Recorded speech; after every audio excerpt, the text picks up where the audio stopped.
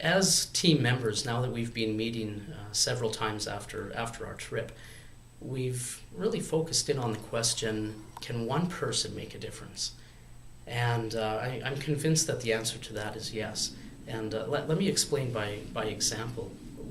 Some of the members of our team really had a desire to not just go and do work in Bolivia, but to experience fellowship with some of the local people in their homes. And due to our scheduling and tasks at hand, it wasn't really looking like that was going to pan out, which was quite a disappointment for us. But in the end, it did work out. We were told one day, midday, stop what you're doing. We're piling into cars and we're going for lunch. And so we did that, and we ended up in front of a house on the edge of town, very, very humble home. And we got out of the cars, they left us there, and we walked through a maze of clothing hanging on the lines to be bleached by the sun, and little puppies scattering around everywhere into the yard and into the home of some of the local people there.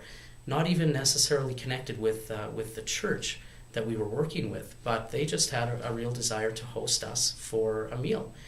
So we sat down in a room at a table where we found out afterwards the room was actually a bedroom, and they had pushed all of the bedroom furniture up against the wall and brought in some tables that would be enough to seat us, and they served us.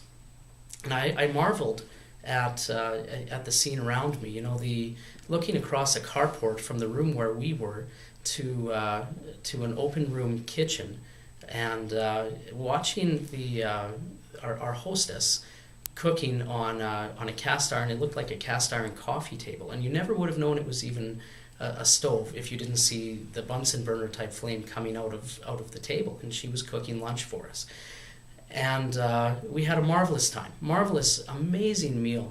I'll never forget the great meal that they put on for us, and great time of fellowship and just visiting with the people there, and what I'll never forget is how, when it came time to leave, as abruptly as we arrived, we started to get up and leave, and our hostess finally then came out of the kitchen, and we were saying goodbye to her in the carport underneath the clothing, and she burst into tears.